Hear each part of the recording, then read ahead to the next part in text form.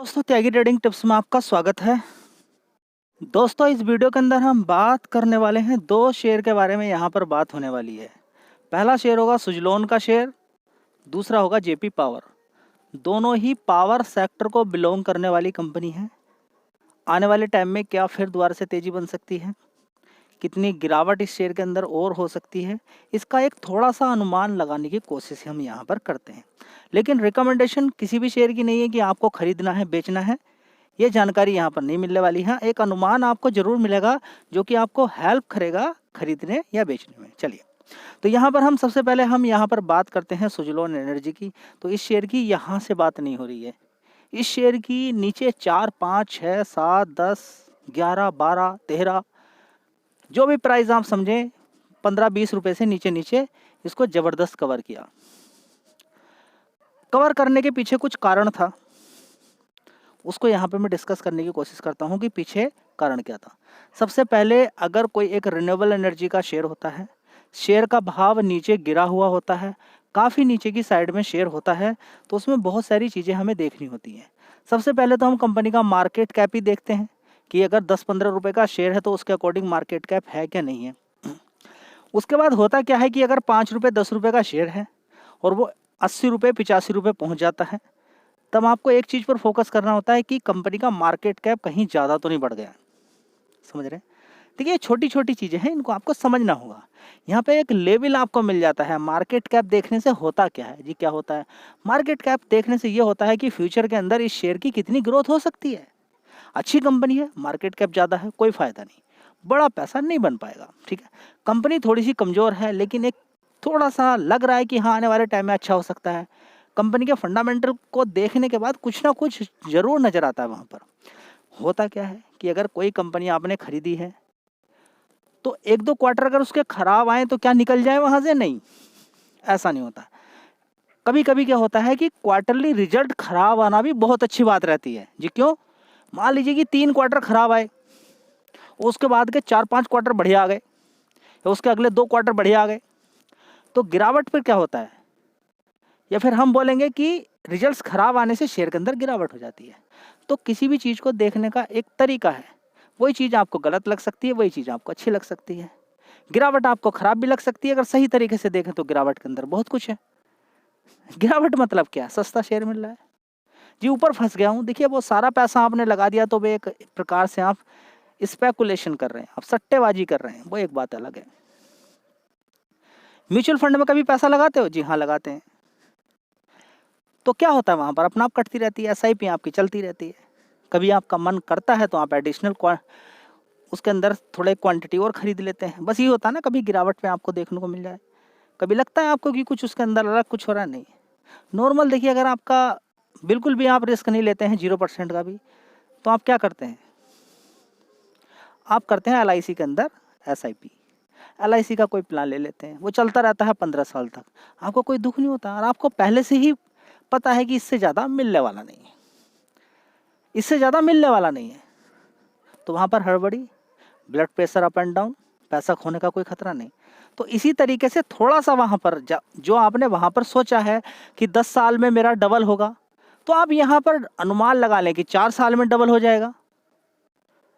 ठीक है, ये अनुमान लगा के चलें, या फिर इस तरीके से आप लगाएं कि इस 2 साल में के अंदर मैं 20% यहाँ से निकाल लूँगा, अगले अगले 2 साल के अंदर 20% वहाँ से निकालूंगा, अगले अगले 2 साल के अंदर 20% मैं वहाँ से निकालूंगा।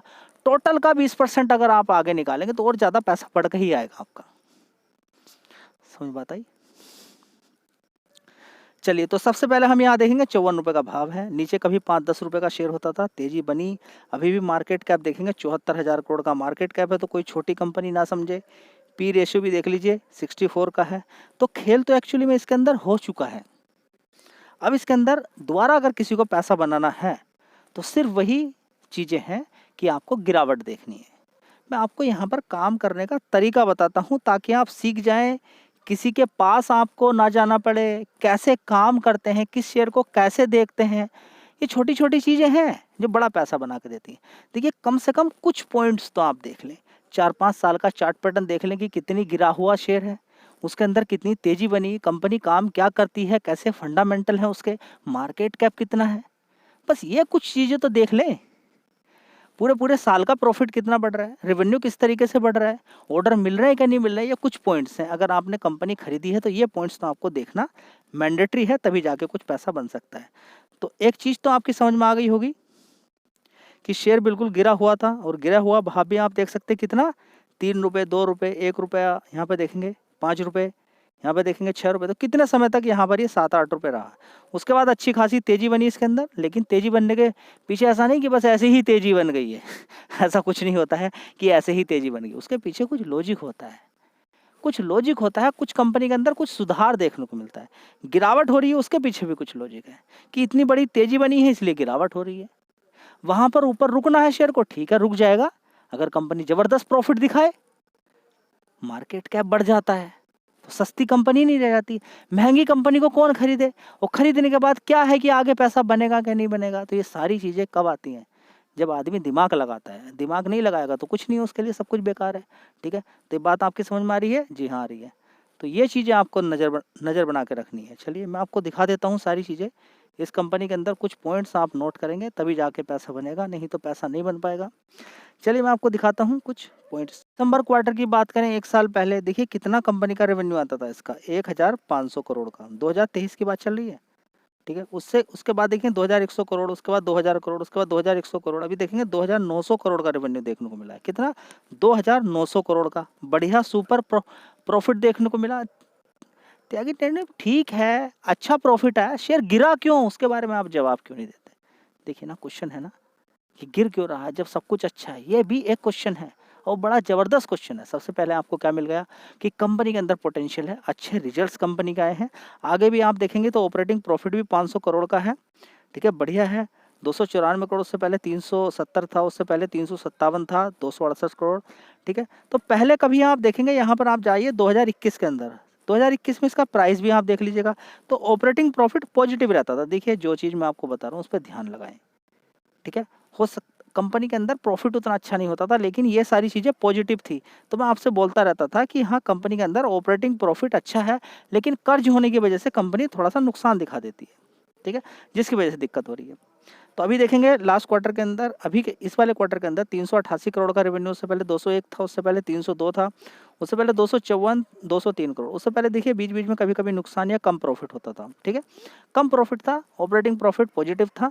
तो बस एक आइडिया था कि आने वाले टाइम में कि एक अच्छा पैसा आने वाले टाइम में देखने को मिल सकता है। उससे पहले देखेंगे कि कंपनी का, अभी देखेंगे बोरोइंग कंपनी पे कितनी है, 277 करोड़ की, कितनी 277 करोड़ की सितंबर तक की। उससे पहले देखिए बड़ा बड़ा कंपनी पर कर्ज था, कितना कर्ज था, 11,000 करोड़ का, ठीक है। उससे पहले आप देखेंगे 17,000 करोड़ का। तो मैं आपसे यही बोलता कि 17,000 करोड़ से अगर कंपनी अपना 1900 करोड़ का, 1,900 करोड़ का, 17,000 करोड़ से 1,900 करोड़ का अपना कर्ज कम कर लेती है तो बहुत अच्छी बात है। उसके बाद 150 हो गया, 277 हो गया, यानी कि कंपनी ने अपना कर्ज लगभग डेट फ्री कर दिया, जीरो कर दिया। तो ये सारे पॉइंट्स थे जो इस कंपनी के अंदर किसी भी इंसान को आने के लिए मजबूर करते हैं। अभी मार्केट कैप ज़्यादा है तो रिजल्ट्स अच्छे हैं, ये सारी चीज़ें आपको देखनी है, ठीक है। तो कॉम्बिनेशन आपको समझ में आ गया? जी आप ही बता दीजिए खरीदना। देखिए ये जानकारी अब आपको नहीं मिलने वाली, एज पर सेबी कोई ये नहीं बता सकता है कि खरीदना है या बेचना है, रिस्ट्रिक्शंस हैं। तो सारी चीज़ें आपके सामने रख दी है। गिरावटों पर ही खरीदना होता है और टुकड़ों टुकड़ों में खरीदना होता है, एक बार में सारा पैसा नहीं लगाना होता है। चलिए, तो अगला शेयर है जेपी पावर, जयप्रकाश पावर, ठीक है। तो जेपी पावर की बात करें, 13 रुपये का भाव है, ठीक है। इस शेयर की अगर बात करते हैं, एक साल का चार्ट पैटर्न अगर देखने की कोशिश करते हैं तो ऊपर देखिए 26% का, उससे भी ज़्यादा ये शेयर गिर चुका है। अगर हाई लेवल से अगर कैलकुलेट करते हैं तो देखेंगे यहाँ पर लगभग 37% ही गिर चुका है, ठीक है। तो ज़्यादातर शेयर आपको ऐसे ही दिखाई देंगे, 37%। 23 रुपये का हाई मारा है, ऊपर से लगभग गिर चुका है, 50% ही गिरने वाला है लगभग। ऊपर से 23 से देखिए 13 पहुंच गया है, तो और थोड़ा सा नीचे गिर जाएगा तो लगभग 50% की गिरावट इसके अंदर देखने को मिल जाएगी। एक आइडिया ये मिल गया आपको, लेकिन बात यहीं पर खत्म नहीं होती है। 5 साल का चार्ट पैटर्न देखिए जी, भागता ही जा रहा है। तो मैं यही आपको बताने की कोशिश कर रहा हूँ कि 85 पैसे का शेयर था, ऊपर अच्छी खासी इसके अंदर तेजी बनती है और शेयर यहाँ पर पहुँच जाता है, ठीक है। यहाँ पर देखिए 28 गुना, 27 गुना, 22 गुना, 24 गुना लोगों का पैसा हो जाता है, ठीक है। अगर हम सिर्फ 1 रुपये से ही कैलकुलेट कर लेते हैं, और 23 गुना पैसा अगर कहीं पर बनता है तो उसके बाद गिरावट भी होती है। तो देखिए कि बड़े प्लेयर ने कहाँ पर खरीदा है, या इसी लेवल की अगर बात करते हैं, यहाँ पर हम 5 रुपये का शेयर था, 23 रुपये मार देता है, तब भी देखिए 4 गुना पैसा बन रहा है। समझ में बात आ रही है? हाँ, तो फिर उसके बाद होता क्या है जी, क्या होता है, जिन लोगों ने पहले खरीदा वो प्रॉफिट बुकिंग करते हैं, शेयर के अंदर गिरावट होती है। अगर शेयर वहीं पर टिकना चाहता है तो उसके अंदर थोड़ी सी गिरावट, अब 23 से देखिए 13 पे मिल गया, एक अच्छी गिरावट हो गई है। गिरावट के साथ साथ अब आपको देखना है कि कंपनी के अंदर क्या क्या चीज़ें अच्छी हो रही हैं, लेकिन सारी चीज़ें अच्छी नहीं मिलेगी। 13 रुपये में सब कुछ अच्छा कैसे मिल जाएगा? चलिए, लेकिन क्या मार्केट कैप सस्ता मिल जाएगा? यहाँ पर देख लेते हैं, 9,000 करोड़ का मार्केट कैप है, पी रेशियो 8 का है। 13 का समझ के ये मत सोचिएगा कि मैं आपको खरीदने बेचने के लिए बोल रहा हूँ, वो आप अपना अनुमान लगाइए। कहीं पर रिस्की टाइप है तो आपका सारा पैसा बर्बाद नहीं हो सकता, आप कम पैसा लगा दीजिए। तोड़ सब है लेकिन उसको फॉलो कोई नहीं करता ढंग से, रूल को कोई बर्बाद नहीं हो सकता। रिस्की शेयर के अंदर आपको लगता है कि 20,000 रुपया चला जाएगा, नहीं मेरे भाई, कभी जा ही नहीं सकता। कैसे? 5-5 हज़ार रुपया 4 कंपनी में लगा दीजिए, 5-5 हज़ार रुपया 4 कंपनी में लगा दीजिए, सारी डूब जाएंगी। और ज़्यादा दिक्कत हो रही है, 10 कंपनी में लगा दीजिए, 2-2 हज़ार रुपये लगा कर छोड़ दीजिए, काम खत्म। ये तरीका होता है। उसमें से 2-3 कंपनी भी चल गई तो सारा पैसा कवर हो जाएगा। देखिए 4 शेयर कभी आपको बताए थे एक साथ, IRCTC, यूनो मिंडा, BSC का शेयर और जुबिलेंट फूड। कमाल की बात यह है कि अगर 10-10 हज़ार रुपया चारों कंपनी के अंदर बराबर बराबर लगता, तो BSC के शेयर ने जहाँ से बताया था वहाँ से लगभग 12-13-14 गुना पैसा कर दिया। तो मतलब जितना पैसा लगाया जा रहा है वो सिर्फ एक ही शेयर कवर करके दे रहा है, उससे भी ज़्यादा 14 गुना तो देखिए कितना होता है, 10,000 का 1,40,000 तक भी बना के दे दिया उसने। समझ में बात आ रही है?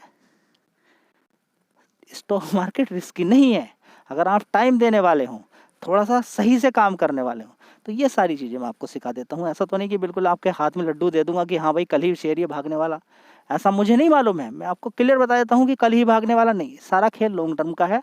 खरीद के बैठिए, एक दिन के अंदर भी 20-20% की तेज़ी बन जाती है। दोस्तों पावर सेक्टर का एक्चुअली अगर हम देखें तो दिसंबर क्वार्टर उतना अच्छा नहीं होता है। सुजुलोन का हो गया बहुत अच्छी बात है, पावर सेक्टर का होने का कोई मतलब नहीं रहता। आप सोचिए, हाँ इलेक्ट्रिक व्हीकल आ चुके हैं कि आने वाले टाइम में पावर सेक्टर की भी डिमांड बराबर रहेगी, जैसे जैसे इलेक्ट्रिक व्हीकल बढ़ेंगे।